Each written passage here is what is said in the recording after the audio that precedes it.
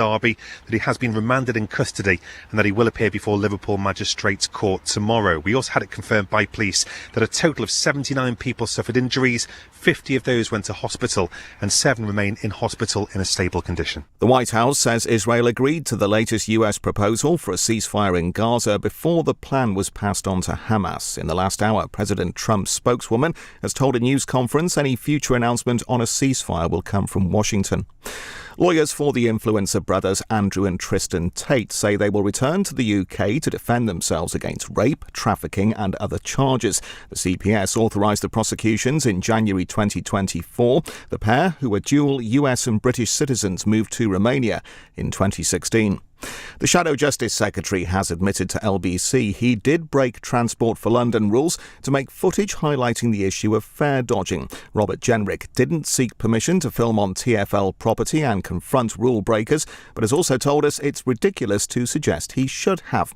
The former Metropolitan Police officer and policing commentator Graham Wetton has been telling Iain Dale on LBC he has concerns. I travel on the Underground most days. There are still people fare dodging.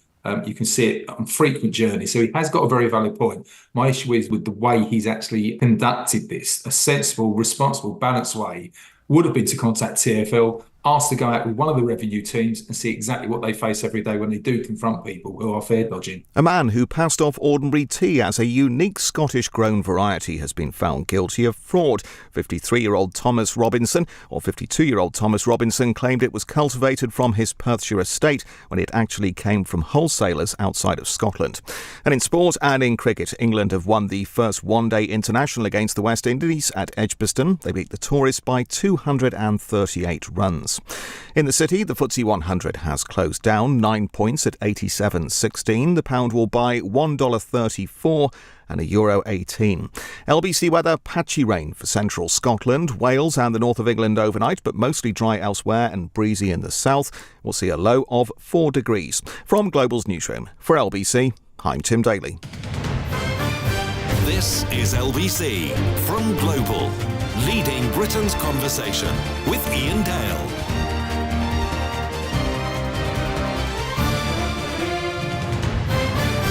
Hello, a very good evening. 3 minutes past 8 is the time on LBC. We're streaming this hour live on Global Player and the LBC app if you'd like to watch us. And the reason we're doing so, well, partly, is because we're going to be talking about this magnificent tome.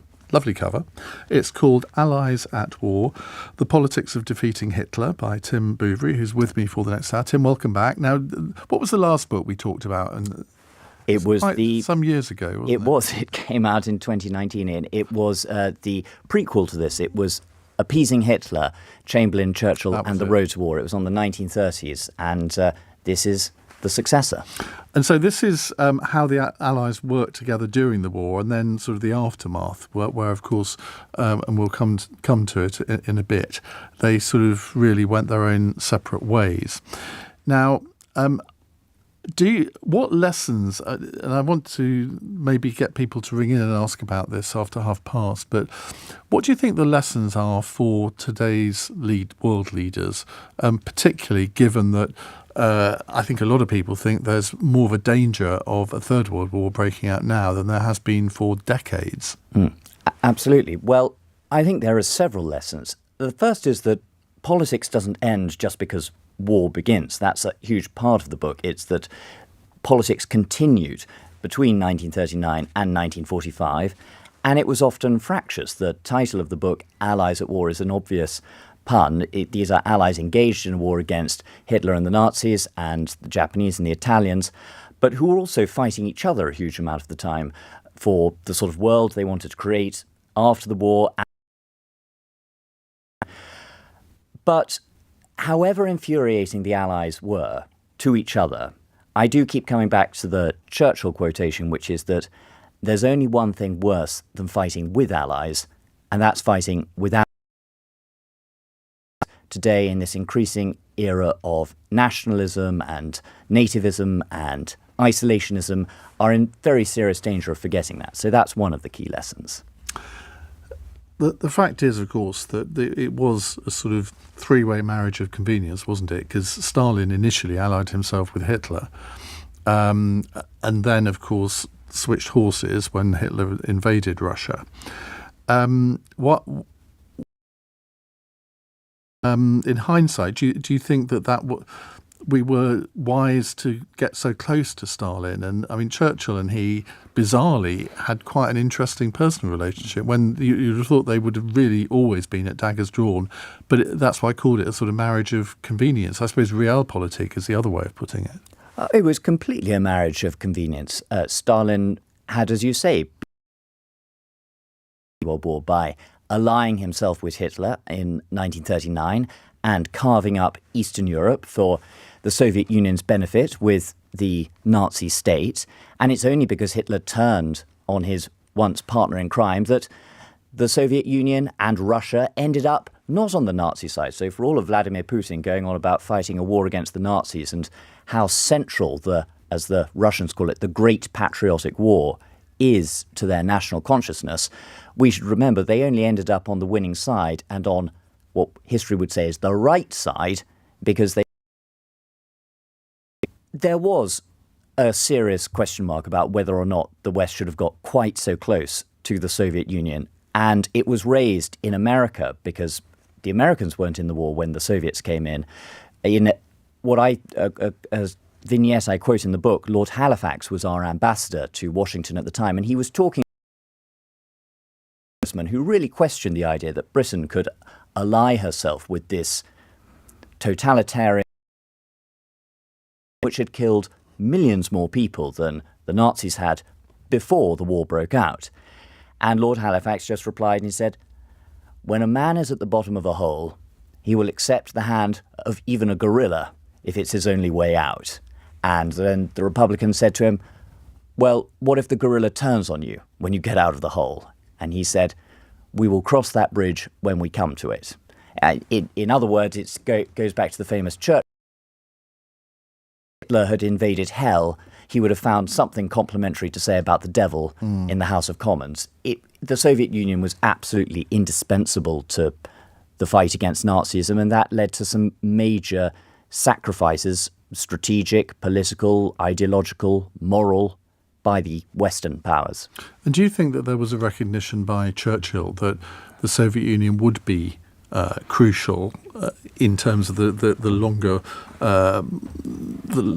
term in the war, because he spent a huge amount of time and effort trying to butter Roosevelt up, but didn't succeed in getting him involved in the war until, of course, Pearl Harbor happened. So there are similarities between the German invasion of Russia and then the Japanese bombing of Pearl Harbor. They brought these two massive countries into the war. How much did Churchill anticipate that?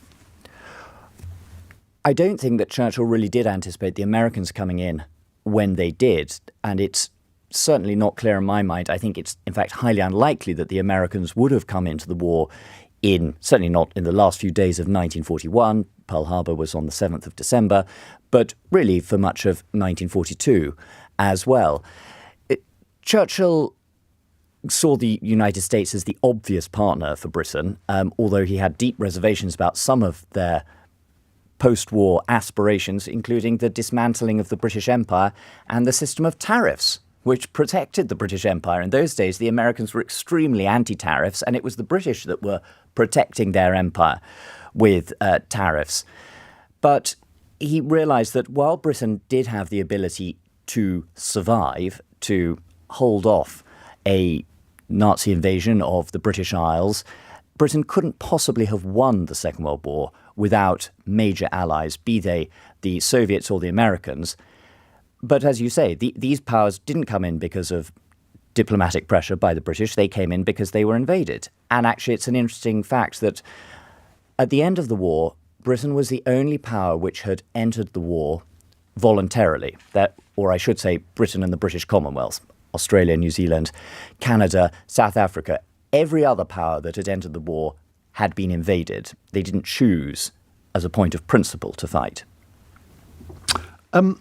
Let's talk about the special relationship a bit, because you've got Churchill and Roosevelt here. We had Thatcher and Reagan, Blair and Bush. Do you think that it's actually about the relationship between the two leaders at the time? And if so, is supposedly pro-British Trump a help or hindrance to that special relationship? It can certainly help. Churchill was instinctively pro-American in a way that most members of the British establishment were not, and certainly his predecessor, Neville Chamberlain, certainly was not. He was also a convivial, emotional, enjoyable character, clubbable, you would say, and he could drink with Stalin in the Kremlin in a way that would have been unthinkable for either Stanley Baldwin or Neville Chamberlain or indeed Clement Attlee to have done. So these things helped, but I think leaders right up to the present continually delude themselves if they think that their own personal relationships are able to trump, if you'll excuse the pun, deep-seated national interests. The one exception may be Donald Trump, because he's the most unusual politician that the world's known for a very long time, who is so invested in his own self more than the national interest that his own personal relationships are so much more important. I mean, I think you could look at even when personal relationships work very well, you're writing about Margaret Thatcher at the moment. Margaret Thatcher did not end the Cold War because she got on with Mikhail Gorbachev, nor Ronald Reagan. It definitely helped, but there were far bigger geostrategic, political and economic factors that were responsible for the end of the Cold War. Were there? Yeah. I would say without Thatcher having introduced Gorbachev to Reagan, without Reagan, although he had a few sort of wobbles in terms of wanting to rid the world of nuclear weapons, which Thatcher thought was impossible, the Cold War finished partly because of that relationship, but also because the Soviet economy basically ran out of money because of the arms race, and that was instigated. Well, you could argue it was instigated by the Soviets in the early 1980s, or you could argue that the Americans responded to that in such a way that the Russians had to then respond again and therefore weaken the economy, and that's why the Cold War ended. No, I agree with all of that, but the latter part isn't to do with personal relationships. I agree that I think the primary cause is that the Soviets were losing the arms race. They were had conclusively lost the living standards race, and something needed to change. And then, of course, the Thatcher-Reagan, Gorbachev triangle worked with great effect, but I think you could put that triangle at an earlier point in history where the Soviets were not so convinced that their version of the world was not going to triumph over American capitalism, and I don't think it would have had the same effect. So definitely, I mean, to your original question, does it help that Trump seems to be pro-British? It's an awful lot better than if he was anti-British. Somebody picking you up for saying that you forgot to include Canada, the West Indies, as well as India as part of the Commonwealth. Forgive me, it's not an exhaustive list, but quite right. Britain was not alone in that stage. One could say the British Empire was alone, but yes, I did not reel off the complete list. A couple of other comments here. This one from Jean, who says, you'll love this. In 1941, the Allies should have joined Hitler and totally destroyed Russia, a rotten country forever. Well, that would have been quite a choice to make, wouldn't it? That would have been quite a choice, and it's one that some right-wing historians even talk about nowadays, and right-wing American pundits continue to think that we should have done. And that's what Hitler wanted. I mean, Hitler would have been quite happy to have allied with the British Empire on the condition that Britain leave the European mainland to him and that they join in a fight against the Soviet Union. Internally, I don't think there's much to choose between the Soviet Union and Nazi Germany in the 30s. You had a far greater chance of survival as long as you weren't Jewish by being in Nazi Germany than in the Soviet Union in the 30s. And that's something that we tend to forget, isn't it? It is. Because, yeah. I mean, because we know all about the Holocaust, we know about the atrocities that Hitler committed. And so I think people automatically think, well, he was the most evil man of the 20th century. And that you can make that case. But if you judge evil by the number of people that were killed during your reign of terror, Stalin and Mao far outweigh Hitler, don't they? They do, but that's not why Britain went to war. It's not why France went to war. We did not go to war because Hitler was an evil man who we foresaw was going to try and murder the entire European Jewish population. Britain and France went to war because it suddenly became clear that he was engaged on a project of European and potentially global hegemony, and that was a huge threat to them. And there was nothing particular about Poland. If Poland had been first and Czechoslovakia had been second, then I'm sure Poland would have been sold out just as the Czechs were in 1938. It wasn't about morality at the time. It was about our own security and the balance of power. Stephen says, Ian, this guy is much cleverer than you. He's absolutely right, because I could not write, 620 pages, this book. How long did it take you to write? It took me 3 years to research this book and 2 years to write it. So you do all the research first and then write? You don't write as you're going along? No, I do all the research first. Yeah, well, I know my limits, Stephen, and I could not write a book like this. I can write books, but not as lucid ones as this. The book is called, if you've only just tuned in, Allies at War, The Politics of Defeating Hitler by Tim Bouverie. We'll talk some more about it. And we'll also take your calls, 0345 6060 973. It's 16 minutes past 8. This is LBC. Listen on the move with the all-new LBC app. Download it for free from the App Store. Check your retirement savings are on track with pension.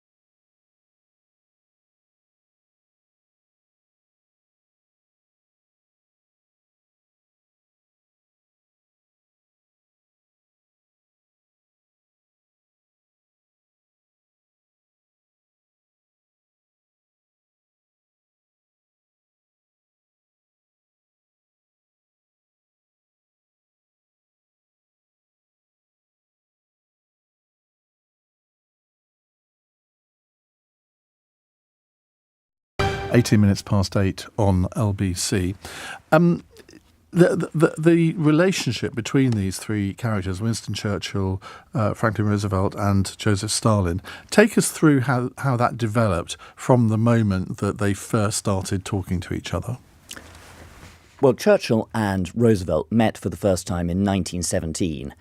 But Churchill had forgotten this by the time he met Roosevelt for the first time as Prime Minister in August of 1941. So forgive me, it wasn't 1917. It was just after the end of the First World War that Churchill and Roosevelt met.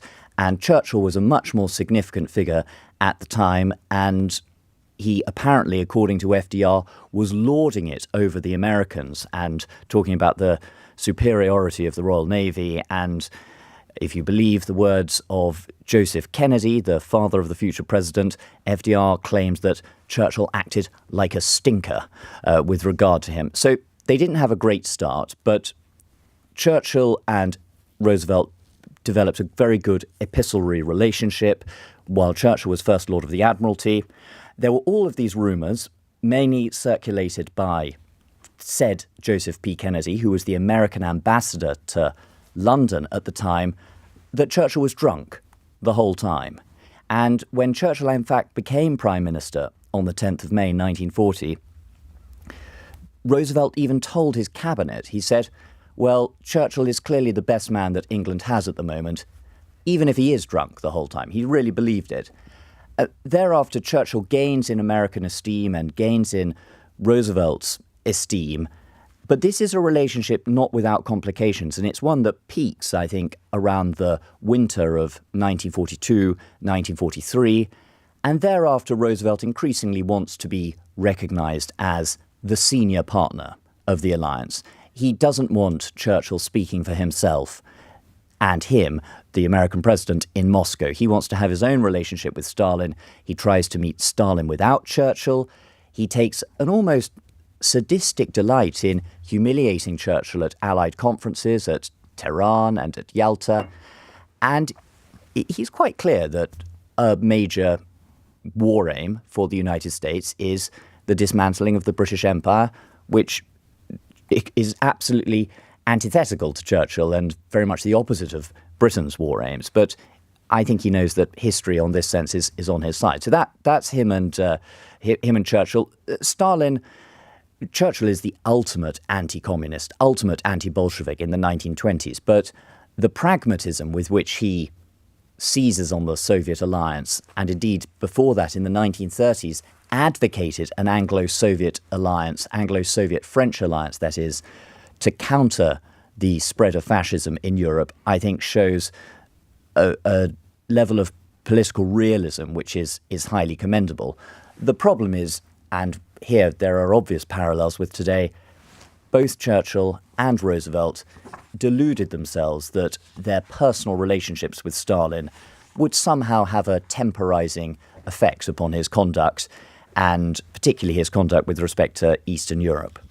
Did they actually end up liking each other? I mean, what were the personal relationships like? I think Churchill and Roosevelt genuinely did like each other for a time. The relationship cooled. I think that it's significant. Churchill decided not to attend Roosevelt's funeral when Roosevelt died in April of 1945. And Churchill was a great traveller. He could have met the new president, Harry Truman, for the first time. And both Roosevelt and Churchill liked Stalin when they saw him. They thought he had a certain roguish charm. And he did, certainly compared to Hitler. I mean, Hitler really did have no personal charm. He might have had great charisma in a Nuremberg rally situation, but he didn't have great personal charm, particularly not with foreign dignitaries. So I think there was a certain liking. And certainly both Roosevelt and Churchill got on both with each other and with Stalin far better than they ever did with General de Gaulle, the Free French leader. Well, that's another book. No, it's in this book. There's lots on General de Gaulle in this book. What about the famous conferences that took place? Because I haven't read an awful lot about those events, but I've always had the impression that Churchill was rather outmanoeuvred at several of them. Churchill was outmanoeuvred when the big three came together, because by the time the big three are meeting in these conferences, Britain has become a substantially less significant player. The Japanese have completely humiliated the British in arms in Southeast Asia. They've invaded Malaysia. They've taken over Singapore.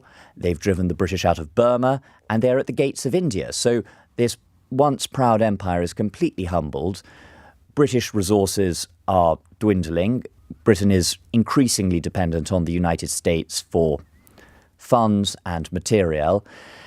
And the British conception of strategy, which is piecemeal to sort of chip away at Hitler's fortress via the Mediterranean, what Churchill likes to call the soft underbelly of the Axis, is not the idea of strategy that the Americans want to adopt or the Soviets. And so at the Tehran conference, which occurs in November of 1943, the Americans and the Soviets combine, line up, and force Churchill to commit to a spring date, a 1944 spring date for Operation Overlord, the invasion of France. And that's just one of that's well known. What's less well known is some of the peacetime conferences that at Bretton Woods, for example, in 1944, when the British and the Americans and the Soviets and other powers are debating the post-war financial structure, the Americans give far more generous terms to the Soviets than to the British. And that's because they continue to see Britain and her empire as a commercial rival to the United States in a way that the Soviet Union, with its closed economy, just isn't. Lend-Lease went to the Soviets without any preconditions and without any expectations of repayment. The British government only finished paying off its debts to the Americans in 2006. And that is quite a thought, isn't it? Charles says, Is it, Charles? Yes, it is. This book sounds amazing. Has it just come out or has it been out for a while? And is it available on Audible? Charles, it is available on Audible. I read it myself, and it came out on the 17th of April, so it's only, 6 weeks old. Very, very new. Let's look at the post-war situation, because I think there's another book that's been published in the past couple of months about the thought that Churchill really wanted to press on past Berlin and invade the Soviet Union and basically end communism.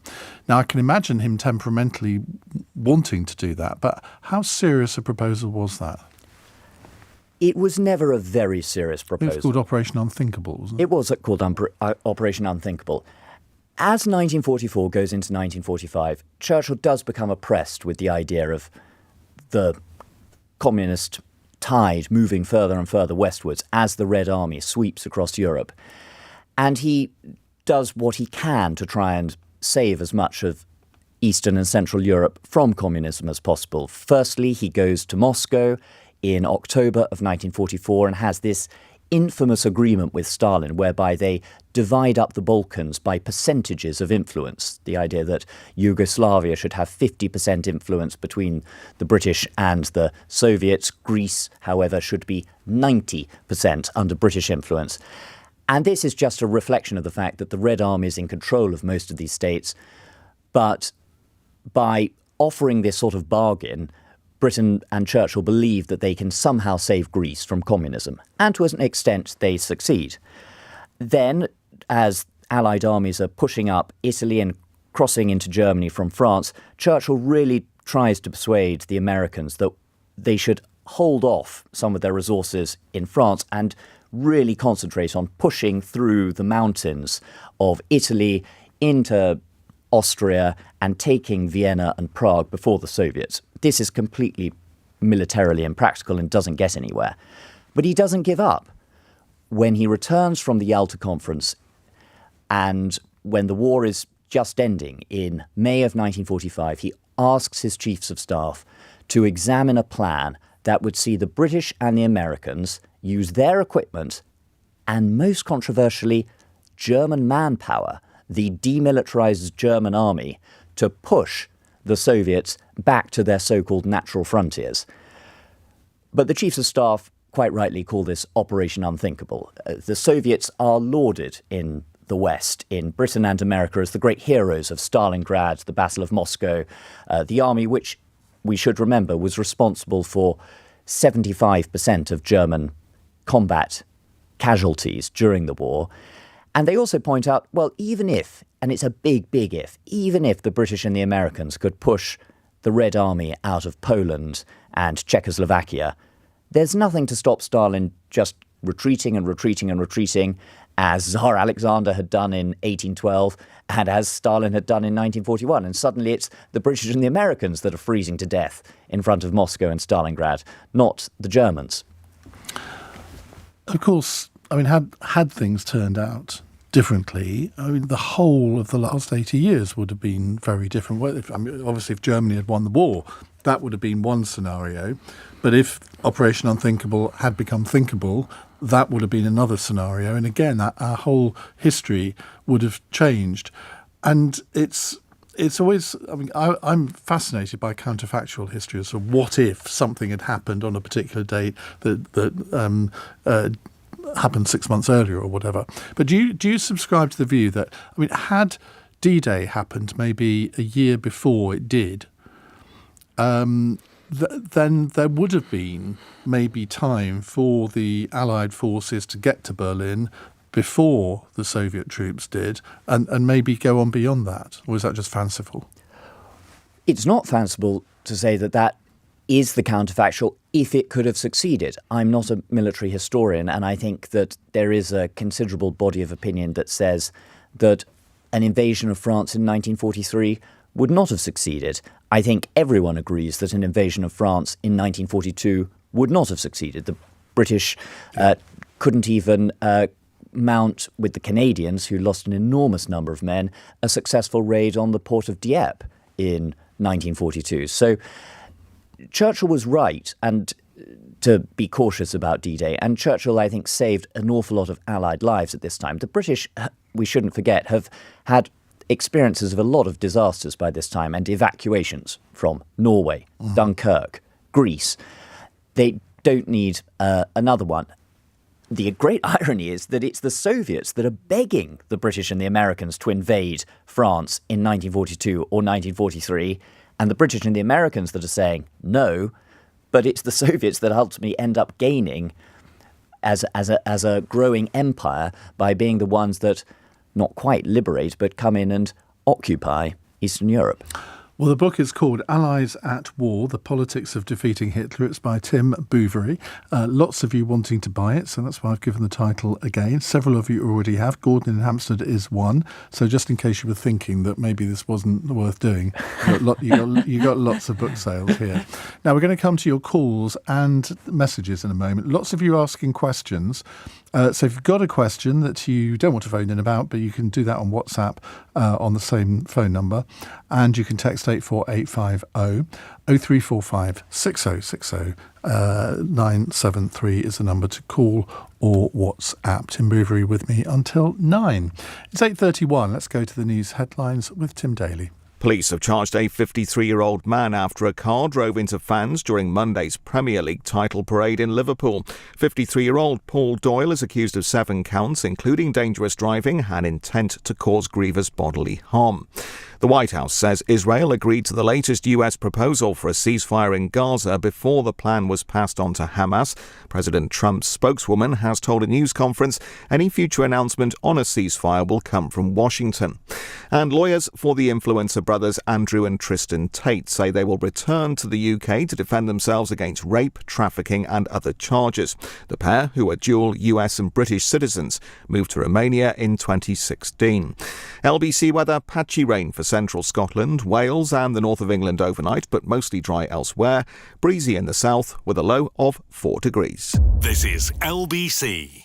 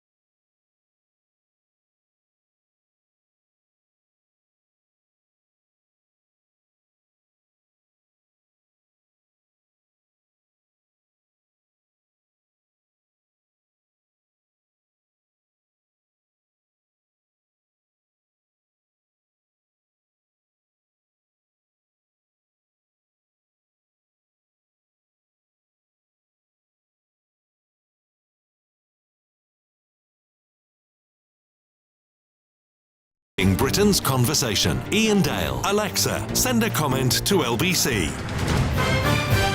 8:34. Some fascinating questions coming in on WhatsApp and text messages. But let's go to your calls. We're with Tim Bouverie, author of Allies at War. Mike's in Beverley. Hello, Mike. Hi, Ian. Hi, Tim.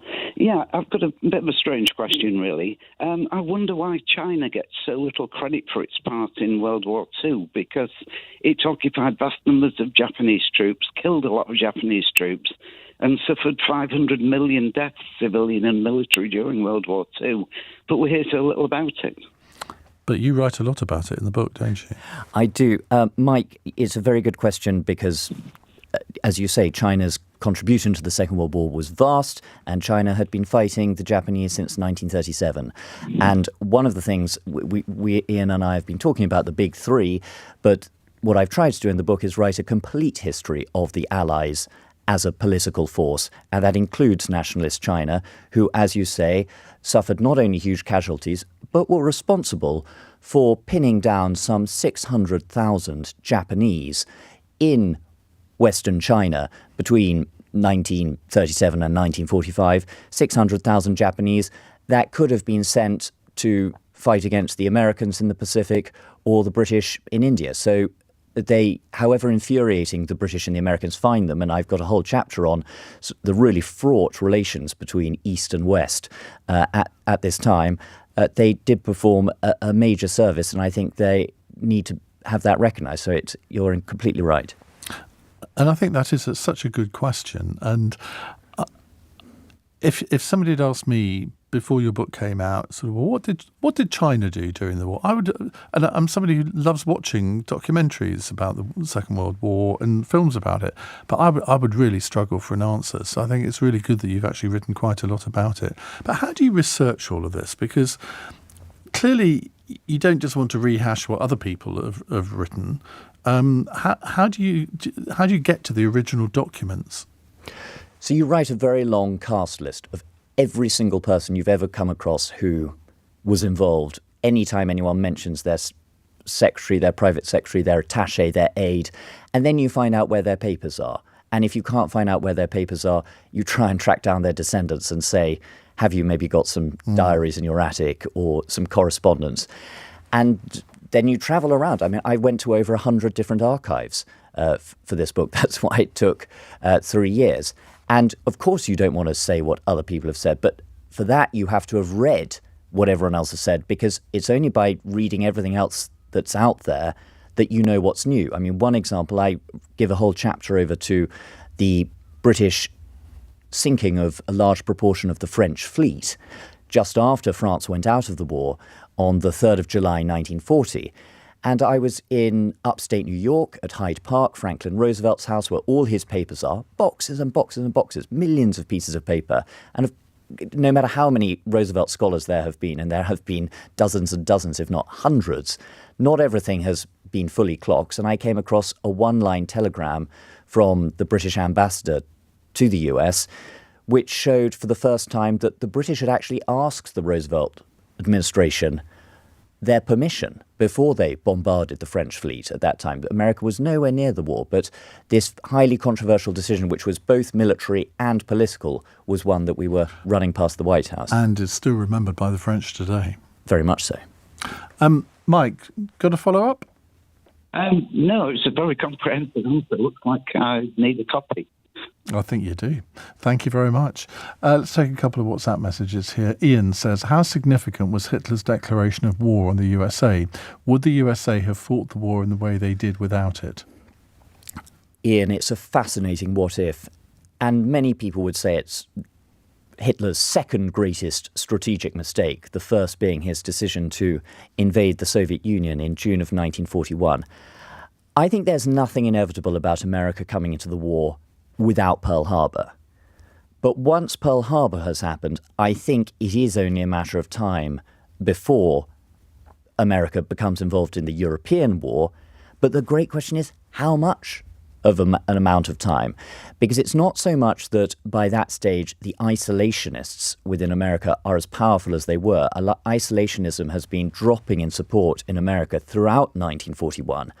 But all these people who were American firsters before suddenly become Pacific firsters. It's the Japanese that have attacked us. Our strategic interests are in the Pacific. That's where all our material needs to go. And that actually is what many of the US chiefs of staff wanted to do, particularly when Churchill was refusing. And there's a logic to it. Yeah, there's a logic to it. But there's particularly when Churchill was trying to get involved in the Americans more and more involved in the Mediterranean, the American chiefs of staff kept on threatening, well, if you want to muck around in the Mediterranean, we can take all our equipment and we'll go and fight the Japanese in the Pacific. And to give Franklin Roosevelt enormous credit, it was he who consistently overruled his chiefs of staff to keep what was known as the Germany First strategy on the rails. Germany had to be defeated before Japan. So, Ian, in answer to your question, I think it was very significant that Hitler declared war on the United States. But I think after Pearl Harbor, the involvement of the US in the general war would have led the US to fight the Germans at some point. Putin keeps going on about rebuilding a greater Russia. I'm not sure what the definition of a greater Russia is, but I mean, Stalin effectively, in these conferences at the end of the war, effectively got what he wanted, didn't he? How did he achieve that? What was it partly because Roosevelt by that time was a very, very ill man, and Stalin didn't really think that Churchill was particularly relevant anymore? It's true that Roosevelt was an ill man, and it's true that Churchill and Britain was becoming less and less relevant. But I don't think that that is why Stalin got what he wanted to get. Roosevelt's policy from 1942 onwards was pretty much to give Stalin most of what he wanted. Eastern Europe isn't a major strategic concern for the United States. The war in Japan is, and one thing that the Roosevelt administration really wanted was the Soviet Union to come and join the war against Japan. That would save tens of thousands, maybe hundreds of thousands of American lives in the Pacific. And so at Yalta, you see Roosevelt making secret deals with Stalin, not about Europe, but about territory in the Far East. But from 1942 onwards, in private with Soviet diplomats, Roosevelt has made it fairly clear that he's not going to go to war with Stalin over what he does in Eastern Europe. And yes, it is a case of a greater Russia. Russia lost an enormous amount of territory, but not Russian territory. We should say it's Ukrainian territory, Polish territory, Baltic territory, Scandinavian territory. But territory that was part of the Russian Empire was lost when the Russians went out of the First World War in 1917, and Stalin wanted it all back. And he got it all back and some. There's so many good questions coming in here. We have such a brilliant audience. Daniel says, Japan being so far away from Europe, how and why did they align with Germany? Well, Daniel, it's a fascinating question. It's because they saw themselves as part of the club of the have-nots, the countries that had come out of the First World War, and we should remember that Japan was on the Allied or Entente side during the First World War, who felt that they deserved their place in the sun. They were fed up with British imperialism and American imperialism in the Far East. They were in desperate need of natural resources, and they, as much as the Germans, had a sense of racial superiority and a belief that they should be the overlords of Asia. They were deeply, deeply racist. The Japanese government in the ideology and the ideology they passed on to the army. And we spoke earlier, Mike was asking about the role of China. Some of the largest figures relating to casualties in the Second World War relate to the Chinese, and that is a huge amount of that goes to the war crimes that the Japanese committed in China, where they really did believe that the Chinese were racially inferior and should be part of a new Asian empire under Japanese dominance. So they saw an affinity with Germany, and the Germans were the enemies of their enemies, the imperialists who were in the Far East. Let's go to John in Hammersmith. Hi, John. Hi. Nice to hear this subject. Churchill famously said that he was fighting for the survival of the reasonable man. Recently, there was an article in the Times about the government looking at reforming the Home Guard. There was 1.5 million volunteers by the end of the Second World War. And in fact, there's been some coalescing of individuals into local defence volunteer groups already.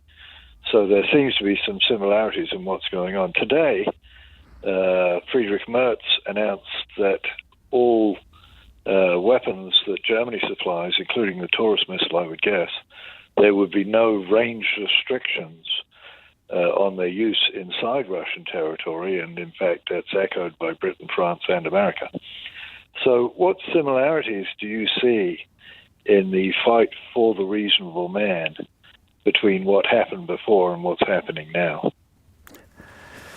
Gosh, well, it's a big question, but I think that there are many similarities.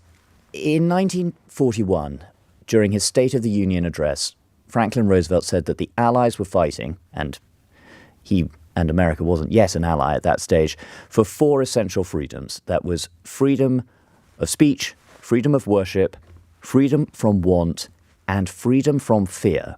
And the last is the most important by far, that you cannot have a world in which it's just the law of the jungle. And any great power or rogue dictator is able to start annexing his neighbours whenever he wishes. And it's for that reason that the British took up arms, along with the French, against the Germans in 1939. And it's for that reason that there's been a strong, up until now at least, Western response to the full-scale invasion of Ukraine in 2022. It's not because there's some intrinsic moral concern about Ukraine, although that is true. There is. But there are other parts of the world where atrocities are being committed and the West is not doing very much.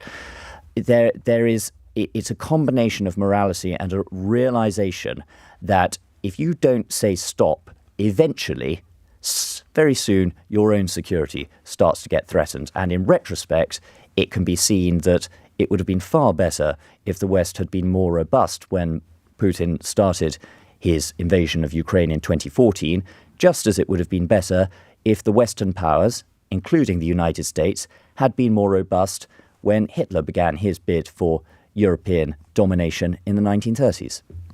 Now, a little bit of breaking news. America's Federal Appeals Court has just ruled that the Trump administration will be allowed to continue collecting tariffs for imports into the US for now. Another court ruled last night he'd overreached his powers with these tariffs, and the case is set to be heard by the Supreme Court tomorrow. We'll be taking your calls on Trump's court defeats on tariffs and his battle with Harvard University after 9, and whether you think his second term is now unravelling and becoming, well, possibly a little bit of a damp squib. More of your calls and questions to the historian Tim Bouverie. Before that, it's 8:47. LBC This Morning on Nick Ferrari at Breakfast. Here's the tale of the tape. In the blue corner, you have a fairly burly 51-year-old police officer, Stephen Smith, who has a pepper spray and extendable nightstick. With him is the 36-year-old police officer, Rachel Camato, who has a taser. Both of them have stab vests. In the other, you have a 92-year-old man in a wheelchair with one leg and a 4-inch butter knife. I warn you, this is distressing. Donald, put it down! Taser! This is a day of utter shame for the police. The fact that they were cleared at Southwark Crown Court I find truly extraordinary, but they will now face disciplinary proceedings. It can only hope that they're both booted out. Nick Ferrari at Breakfast. Back tomorrow morning from 7. Listen on your radio, on Global Player, and the new LBC app.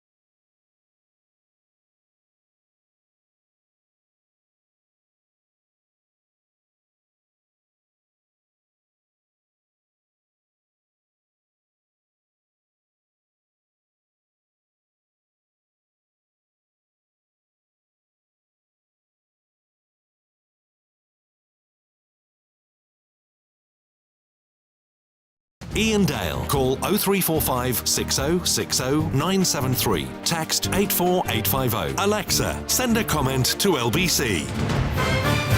10 to 9 on LBC. Tim Bouverie is with us. Allies at War is his book. I'm brandishing it in front of the camera if you're watching on Global Player or the LBC app. The Politics of Defeating Hitler, which has provoked a comment from Helen, who says, nothing to say about Netanyahu, though, no. Disgusting hypocrites. Well, thanks for that, Helen. I'm not quite sure what Netanyahu's got to do with this book, but I'm sure you've got some mad reason yourself. Before we go to our next call, Tim, we've talked about the politics, we've talked about the military side, we haven't talked about the economics. And of course, the post-war economic settlement was probably as important as the political settlement. Tell us about Bretton Woods. So Bretton Woods was the system Bretton Woods was the conference which established the International Monetary Fund and the World Bank. And it really was American in its making. The British sent out their top negotiator, John Maynard Keynes, Lord Keynes, the most famous economist of the 20th century, and he was utterly brilliant there. But the Americans had the money and the British had to dance to the American tune. A consistent American war aim, one that predated the war, was to dismantle tariffs. The Americans in the 1930s and 1940s were extremely anti-tariffs. They believed that tariffs caused wars. They increased international tension. They deprived the less fortunate countries or countries which weren't part of major imperial blocs like the British of much-needed natural resources. They had an almost Marxist view of some of the causes of the war in that they thought that the Germans and the Italians and the Japanese were short of natural resources, and that was true, and that if there'd only been free trade and a deal on the equitable distribution of natural resources, then the war wouldn't have happened. I mean, that's obviously not true. There were very major ideological and historical reasons for the outbreak of the Second World War. But the Americans wanted to end the system of tariffs, which in particular protected the British Empire. It was known as imperial preference, and it was a condition of Lend-Lease that the Americans gave Britain in March of 1941, that at the end of the war, imperial preference would go, and hey presto, not only is this a far more equitable system of international finance, as the Americans claimed, but all of these previously protected markets are now opened up to the unrivaled power of Uncle Sam and his large bag of dollars. And it really is the Americans that benefit from the global era of free trade that develops following the end of the Second World War. Right, let's go to Roman in Bradford. Hello, Roman. Good evening. Can you hear me okay? We can. Okay, thank you. Tim, I just want to know, I've just picked up your book in terms of censorship. Just want to know your views on Poland and how Poland was treated in the aftermath of the Yalta Conference. I mean, my father was a Polish soldier in the West, and there were very many of them who were fighting sort of in North Africa, Italy, and so on. And after the Yalta Conference, they felt a bit betrayed because the free Poland that they went to fight for actually became drifted into a Polish satellite type of arrangement. So I'm just wondering if your book addresses that to any particular degree, and what your thoughts on that now, as Poland obviously regained her independence just only in 1989, and it's similarly other states in Eastern Europe were the same. So they swapped sort of Nazi rule for sort of Soviet domination for maybe 60, 70 years. Just what your thoughts are on that, please, Tim. Roman, I couldn't agree more, and I do address this in great detail in the book. I've got an entire chapter which is entitled The Polish Agony, and it really was an agony. The Second World War was a global, universal tragedy which affected almost every corner of the globe, but I can't think of any particular part of the world which suffered more than Poland. Invaded by the Germans on the 1st of September 1939, invaded by the Soviets on the 17th of September 1939, occupied by both countries until June of 1941, both the Soviets deporting hundreds of thousands of Poles, massacring 21,000 Polish prisoners of war and burying them in the Katyn forest, the famous Katyn massacre, the Germans committing similar atrocities and then Poland being the absolute epicenter of the Holocaust. It's the only thing one can say. It is one of the great tragic ironies that Britain went to war along with France, nominally, at least ostensibly, in defence of Poland. And yet the only way that the British and the French could win the war, certainly by 1945, with the Americans, they might have won the war eventually, but it would have taken a lot longer and involved many more Western casualties, was by allying with this power, the Soviet Union, which was determined to crush Poland. Stalin hated the Poles. And I'm afraid that by the time that Poland was liberated from one oppressor, there was virtually nothing that the Western powers could do to prevent another oppressor from taking over, although, as I go into quite a bit of detail in the book, there were things that Churchill and Roosevelt could have done to have made it clear to Stalin that the total domination of Poland would signify the breakup of the Grand Alliance, as effectively it sort of did. And I don't think that they were either wise or honest in their negotiations with Stalin at Tehran and at Yalta on this course. OK, thank you very much indeed, Roman. Paul says, enjoy your programme most evenings, but rarely agree with your views. Well, I'll settle for that. Can you please ask your guest whether he thinks Britain entered the war for sovereignty and empire reasons or for moral reasons? I think that Britain entered the war for security reasons. So moral reasons might be part of it, but as I've said before, I think that there was nothing actually particularly intrinsic about the German case and the German demands for on Poland that was less valid than the German demands on Czechoslovakia. It was simply the case that by that stage Hitler had proven beyond all possible doubt that he could not be trusted, and that every time he'd promised that such and such was his last territorial demand, he'd then gone on to demand more.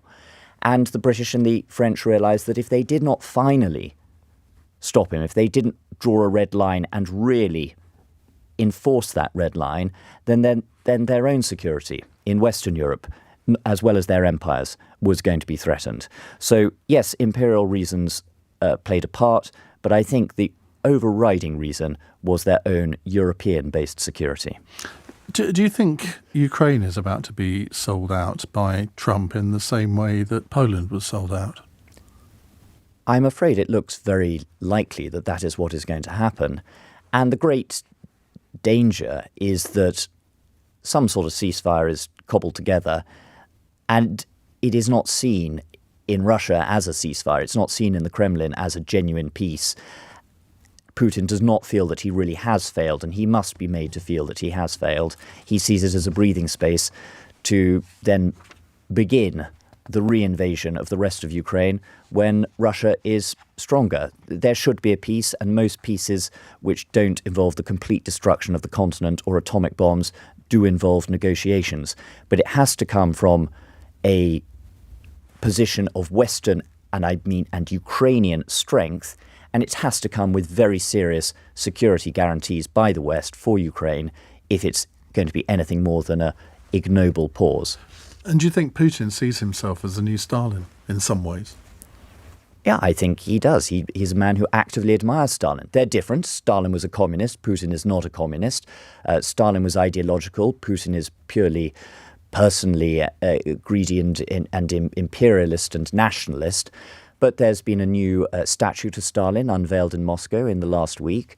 Putin, it was famous when he used to have a few more Western visitors than he does now, of taking a book off the shelf and asking his guest to turn to any page. And guess what? It was Stalin's library. He has Stalin's library in his office. Stalin was an amazing reader of history, and his pencil markings and marginalia are all there. So I think Putin certainly sees himself as a nationalist, Stalin, Peter the Great type figure. Paul says, give this man 2 hours next time. So I think you've been a bit of a hit tonight, Tom. I wish we did have longer to go, but we have to call it quits there. Tim's book is called Allies at War, The Politics of Defeating Hitler, published by Bodley Head at a very reasonable price of £25. Thank you very much indeed. Thank you, Ian. Now, coming up in the next hour, we are going to turn our attention yet again to Donald Trump, because he's been in the wars with the courts.